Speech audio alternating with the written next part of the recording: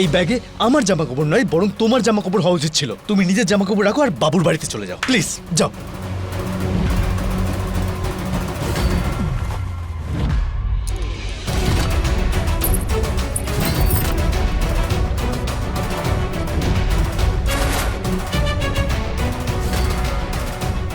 আমি এখান থেকে কোথাও যাব না।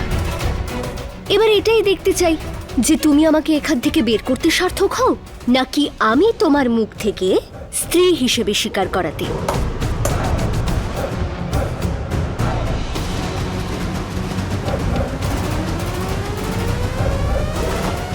কেউ কি আগে তোমাকে এই ব্যাপারে বলেনি নাকি?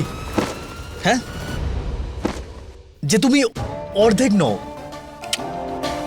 পুরো পুরো মাথা খারাপ তোমার। পাগল তো আমি বটি, তবে শুধু এই সম্পর্কটার জন্য আর তোমার মতো স্বামী পাওয়ার জন্য।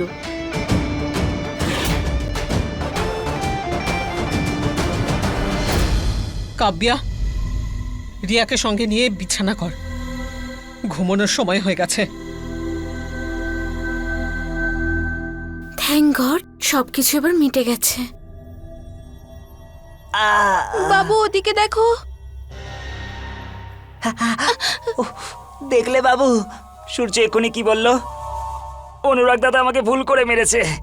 তুমি বেকার বেকার এইসব ঝামেলা বাদালে। এবার এইসব ছাড়ো, এটা বলো যে খুশবু বৌদিকে রাজি করবো কিভাবে? টাকা কিভাবে পাবো আমরা? আরে ছাড়ো তো এইসব টাকার কথা। কেউ আমার বাবুকে মারলে আমার সহ্য হয় না। আমার আমি বাবু, খুব কষ্ট পেয়েছি। আমার বাবু।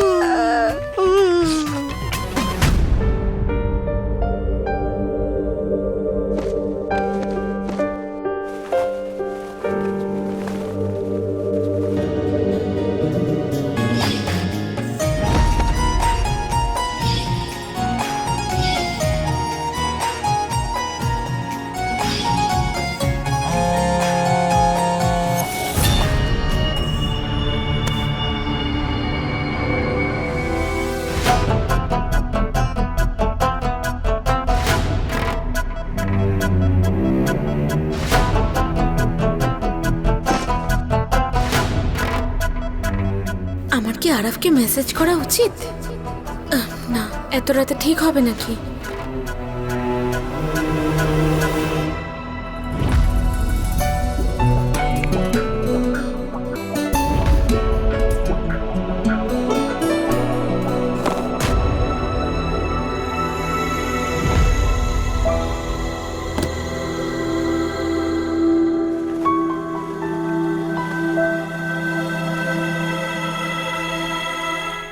রিয়া, ইন্টারভিউ কেমন হলো? চাকরিটা পেয়ে যাবি তো তুই? আমি আপনার প্রজেক্টটাকে বেশ ভালোভাবেই স্টাডি করেছি। আই থিঙ্ক আমি কোলাবোরেশনের জন্য রাজি। So partners, deal? হয়তো এখন আমার আর চাকরি করার প্রয়োজনই পড়বে না। কি মানে? চাকরি ছেড়ে অন্য কিছু করার ইচ্ছে আছে নাকি তোর? আরে মানে বলছি, বলা তো যায় না না চাকরি পাবো কি পাবো না। আর তাছাড়া ওরাও এখনো সেরকম কিছু জানায়নি, বলেছে জানাবে, তাই বলা যায় না। খুব ঘুম পাচ্ছে, আবার শুয়ে পড়ি। হ্যাঁ, গুড নাইট।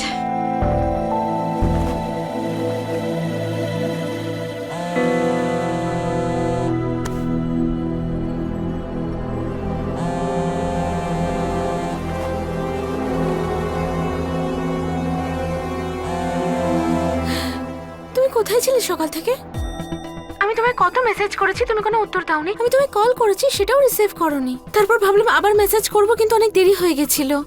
তুমি কোথায় ছিলে? ঠিক আছো তো তুমি? আমার খুব চিন্তা হচ্ছিল তোমায় নিয়ে। কাভেয়া, কাভে একটু নিঃশ্বাস তো নাও। দম বন্ধ করে কত প্রশ্ন করো তুমি। আমি ঠিক আছি, টেনশন নিও না।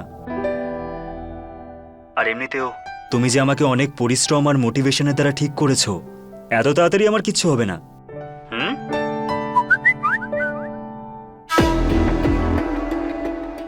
আচ্ছা কাভেয়া শোনো, আমি তোমাকে পরে ফোন করছি, আমার একটা ইম্পর্টেন্ট কাজ আছে।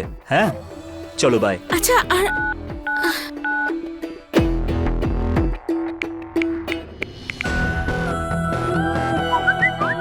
আপনার সঙ্গে প্রথমবারের আলাপ ভালো ছিল।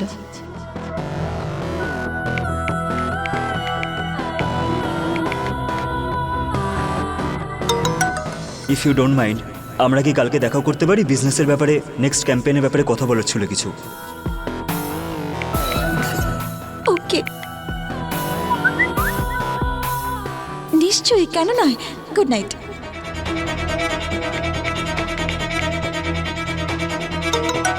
Good night.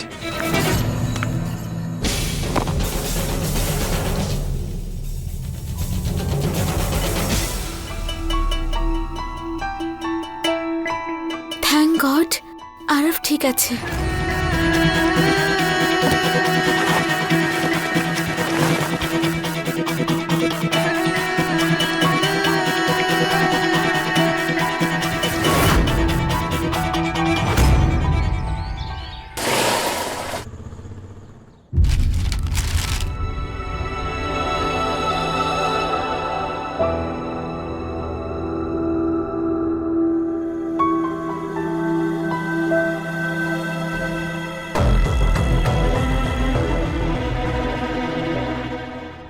আজকের দিনে এই ভোগ প্রসাদের মহাথালি বৌমার বাপের বাড়ির থেকে শ্বশুর বাড়িতে পাঠানো হয়, আর এই সামগ্রী দিয়েই মেয়েরা পুজোটা করে। অদিতি, আজকের রান্না এই সামগ্রী দিয়ে বানাবি। হ্যাঁ হ্যাঁ মা। এক্সকিউজ মি, এই আপনি এনাকে কোথাও দেখেছেন? এটা তো বাবার চশমা মনে হচ্ছে, কিন্তু এটা এখানে কি করে এলো? নাগ পঞ্চমীর পুজোর জন্য এখানে অনেক ভিড় হয়। ওই ভিড়ের মধ্যেই ওর বাবার কাজ একেবারে শেষ করে দেব।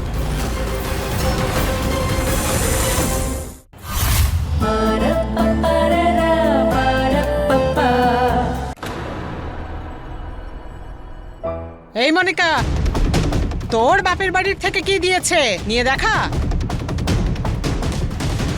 কিরে নিয়ে আয়।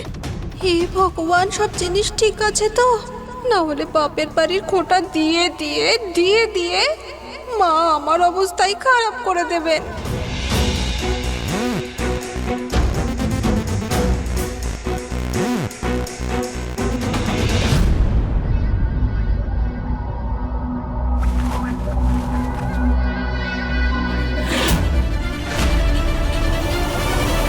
এক্সকিউজ মি, এই আপনি এনাকে কোথাও দেখেছেন? এটা তো বাবার চশমা মনে হচ্ছে, কিন্তু এটা এখানে কি করে এলো? নাগ পঞ্চমীর পুজোর জন্য এখানে অনেক ভিড় হয়।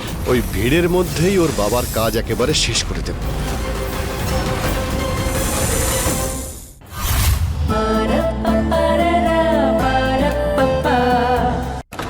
না দেখো, প্রত্যেকবারের মতো পুরনো জিনিসগুলো এবারেও পাঠিয়ে দিয়েছে। একটা কথা বল, তোর বাপের বাড়ির লোকজন ভালো রোজগার করে, তাতেও লজ্জা করে না এই সমস্ত ভাঙাচোরা জিনিসপত্র পাঠাতে? হ্যাঁ,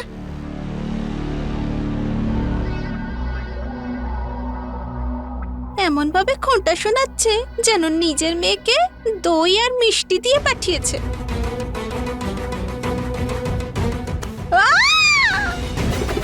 কি বললি? কিছু না মা, কিছু না। জেঠিমা,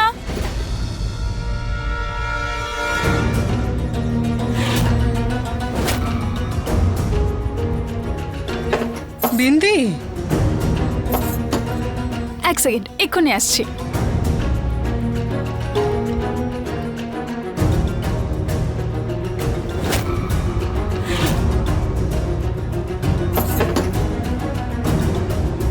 আর 1 মিনিট।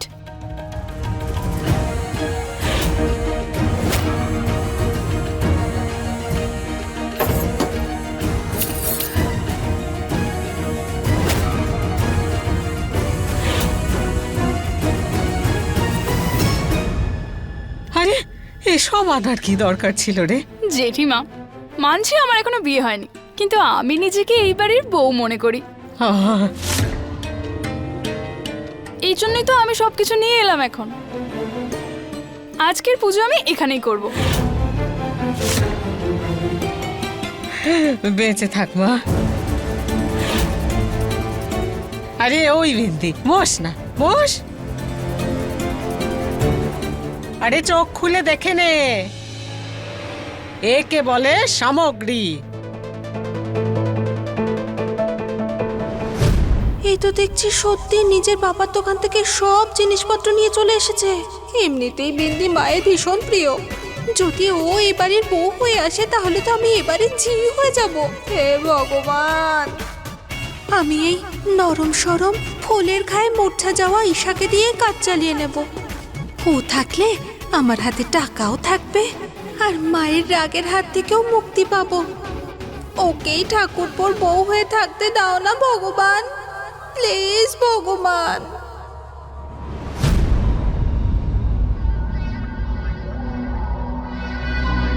বলছি মা, যে এখনো বৌমা হয়নি তার বাড়ি থেকে কত উপহার এসেছে, আর যে নিজেকে বৌমা ভাবে তার বাপের বাড়ি থেকে উপহার কোথায় কোথায় মা?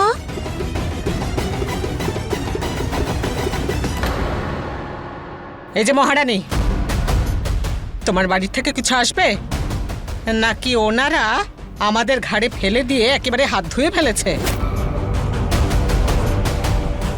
মনিকা, যা এই সব কিছু উঠিয়ে ভেতরে রাখ।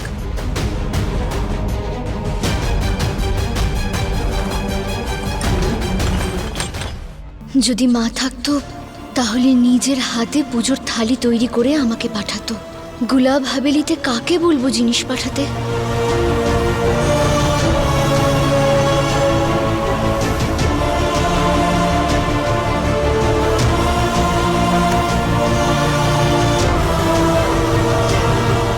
কাভিয়া,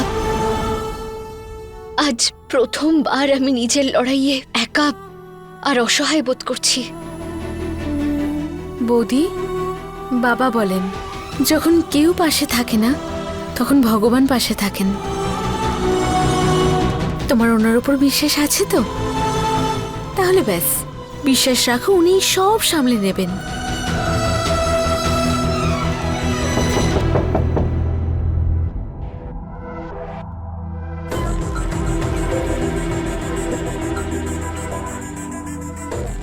এ কি ব্যান্ড পার্টি এসেছে নাকি আবার? এই উপহারটা ঈশা বেবির জন্য গুলাব সিং বাবু এই উপহারটা পাঠিয়েছেন।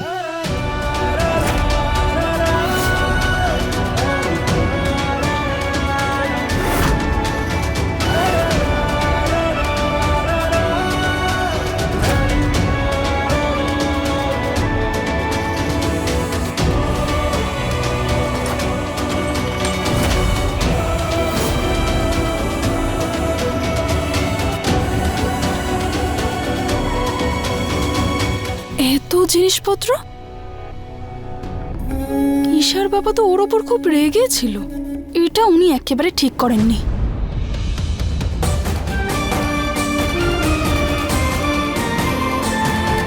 Thank you Radha Madhav, thank you. আমার বাপের বাড়ির মানুষ আমাকে ভুলে যায়নি, আমার জন্য পুজোর থালা পাঠিয়েছে। Thank you.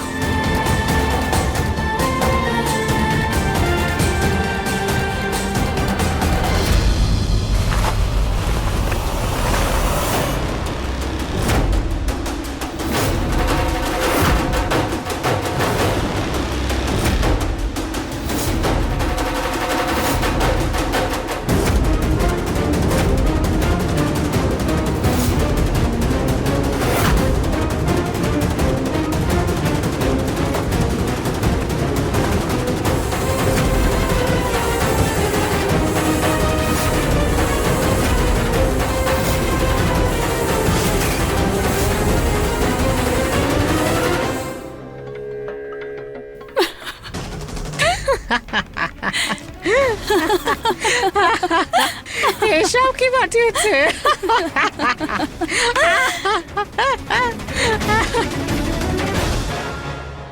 এই পাথরগুলোর সাথে একটা চিঠিও এসেছে।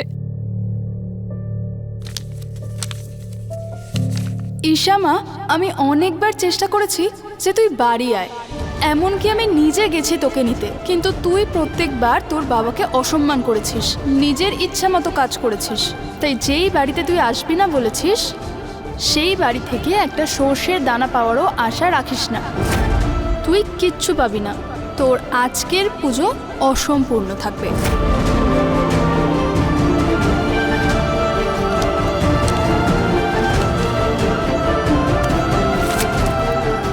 তুমি তো আজ পুজো করতে পারবে না, কিন্তু তুমি একটা কাজ করতে পারো।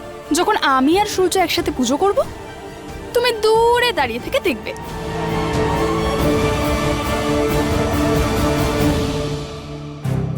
ব্যাস হয়ে গেছে আজকের মতো অনেক নাটক। চলো তোমরা সবাই এগুলো ওঠাও। মনিকা নে ওঠা এগুলো, পুজোর জোগাড় করতে হবে আবার। আর তুমি বসে বসে স্বপ্ন দেখো যে বাপের বাড়ির থেকে সামগ্রী আসবে। হ্যাঁ চলো।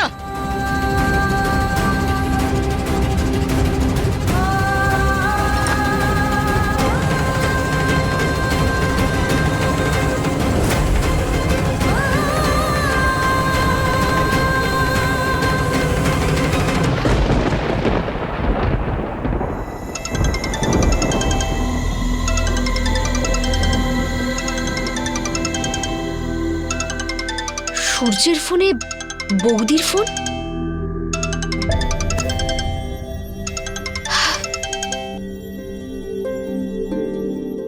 হ্যালো বৌদি। ঈশা, আমি জানি বৌদি মায়ের মতন হয়, কিন্তু আমি তোমার খেয়াল রাখা তো দূর, তোমার জন্য গুছিয়ে থালাটাও পাঠাতে পারলাম না। আমাকে বিশ্বাস করো, আমি তোমার জন্য সব রেডি রেখেছিলাম, কিন্তু ঠিক সময় বাবা দেখে নিলেন। বৌদি আমি জানি যে তুমি আমার জন্য পুজোর থালা অবশ্যই রেডি করেছো, কিন্তু বৌদি আমি এটাও জানি যে যখন একজন বাবার মনে নিজের মেয়ের প্রতি বদলা নেওয়ার চিন্তা চলে আসে তখন সে আর কারো কথা শুনে না। আর সেদিন যে আমি তোমার বাড়িতে এসেছিলাম আর আমি তোমার আর সূর্যর বিয়েটাকে অস্বীকার করেছিলাম, সেটা আমি করেছিলাম তার কারণ আমি চাইছিলাম যে তুমি এখানে এসে শান্তিতে থাকো, ওখানে আর কষ্ট করে থেকো না। প্লিজ ঈশা, ফিরে চলে এসো। বৌদি কষ্ট তো তুমিও অনেক ভোগ করো এই বাড়িতে, কিন্তু তুমি তো কখনো নিজের বাপের বাড়ি ফিরে যাওয়ার কথা ভাবোনি। বৌদি ঠিক তেমন ভাবে এখন এটাই আমার বাড়ি, আর আমার খুশিগুলো এই বাড়ির সঙ্গে জড়িয়ে। আর বৌদি তুমি ওই দিন আমাকে যা বলেছ আমার একদম খারাপ লাগেনি, কারণ আমি জানি তুমি আমার সঙ্গে ভুল করতেই পারো না। খুশবু বৌমা, ঈশার জন্য যে থালা রেডি করেছে সেটা বাইরের ভিখারিদের মধ্যে ছড়িয়ে দাও।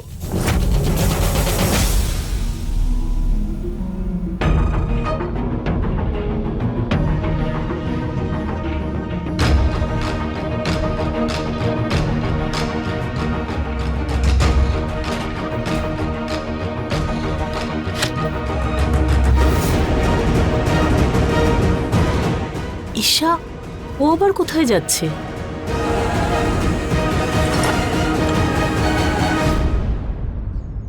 মুকেশ, পুজোর সমস্ত জিনিস এই ভিখারিদের দান করে দাও। আর মনে যেন থাকে, ঈশার জন্য প্রস্তুত করা থালায় অন্যের একটা দানাও যেন পড়ে না থাকে। সোনামা এই বাড়ি থেকে কিচ্ছু পাবে না। আমিও দেখতে চাই ও নিজের পুজো কিভাবে সম্পন্ন করে।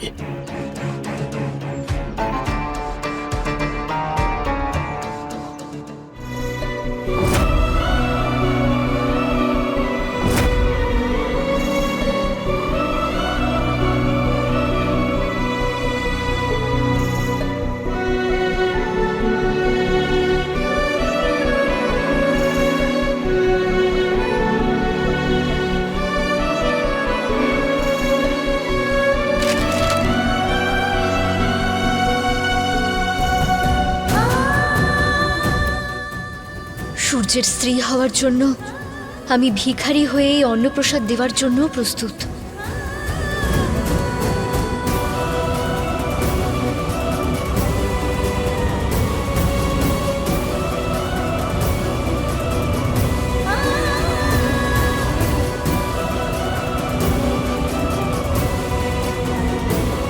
বাবা, আমি তো আমার বাপের বাড়ি থেকে অন্নপ্রসাদ পেয়ে গেলাম।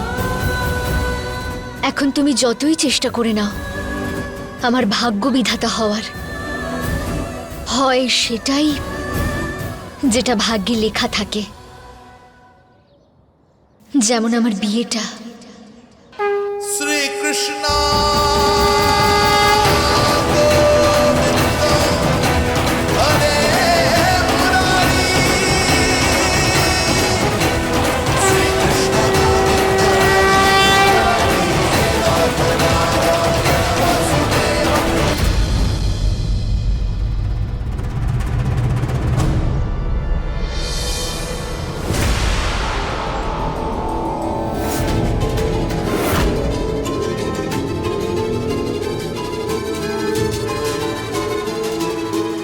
অদিতি দিদি, তুমি এখানে? একটা মেয়ের বাপের বাড়ি থেকে পুজোর জিনিস আসাটা কতটা দরকারি সেটা জানি, তুমি চিন্তা করো না। আর তুমি প্রমাণ করে দেখিয়েছ তুমি সত্যিকারের পতিব্রতা স্ত্রী। দেখে নিও, আজকে তোমার পুজো সম্পূর্ণ হওয়াতে কেউ আটকাতে পারবে না। পুজোর সময় হয়ে গেছে, যাওয়া যাক। চলো।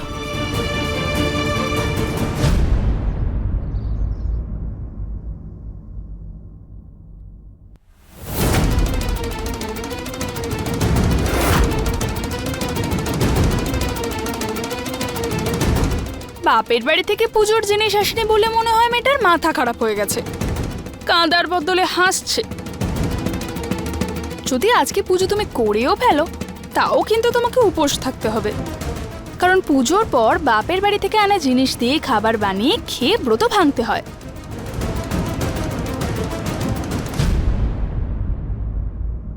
তোমাকে ঈশার কথা এত ভাবতে হবে না। ওর পুজোও সম্পূর্ণ হবে, আর পুজোর শেষে ওর বাপের বাড়ি থেকে আসা জিনিস দিয়ে ব্রত ভঙ্গ করবে।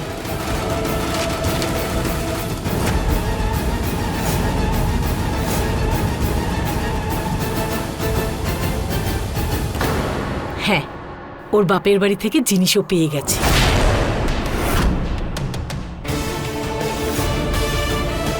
বিন্দি, যদি মনে সৎ উদ্দেশ্য আর সত্যি ভক্তি থাকে না, তাহলে ভগবান নিজে তাকে পথ দেখায়।